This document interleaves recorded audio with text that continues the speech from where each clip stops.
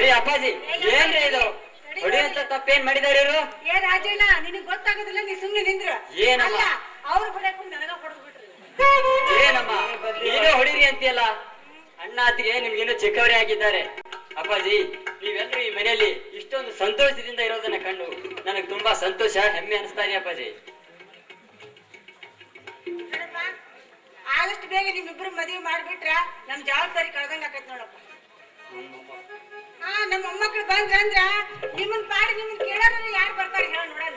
ಹೌದಪ್ಪ, ಮೊಮ್ಮಕ್ಳು ಕೂಡ ಆಡೋದೈತಿ, ರಾಮ ಕೃಷ್ಣ ಅಂತ ಅನ್ನೋದೈತಿ. ಅಪ್ಪಾಜಿ ನನಗಂತೂ ಇಷ್ಟು ಗರಾನೆ ಮದ್ವೆ ಬ್ಯಾಡೇನಪ್ಪ, ಬೇಕಂದ್ರ ರಾಜಣ್ಣ ಮಾಡ್ಬಿಡು. ಅಪ್ಪಾಜಿ ಈ ಅಣ್ಣಪ್ಪ ತನ್ನ ಮದ್ವೆ ಆದಷ್ಟು ಗಡಾನ್ ಮಾಡ್ಲಿ ಅಂತ ಈ ರೀತಿ ಹೇಳ್ತಾ ಅದನ್ನ ಮೊದಲು ಇವನು ಮದ್ವೆ ಮಾಡು.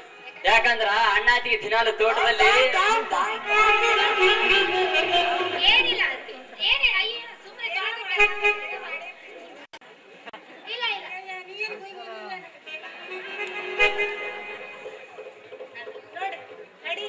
ಇಬ್ರು ಮದ್ವಿನು ಒಂದೇ ಸಲ ಮಾಡಿದ್ರಾಕೈತಿ. ಊಟ ಮಾಡಿ ನಡ್ರಿ. ನಡ್ರಿ ತಮ್ದ ನಿಮ್ಮವ್ವ ಊಟಕ್ಕೆ ಆಜ್ಞೆ ಹೊಡಿತಾರ. ನಡ್ರಿ ಊಟ ಮಾಡಾಯ್ತು. ನಡ್ರಿ ಹೊಸವಾಗ್ಯದ ನಾವು.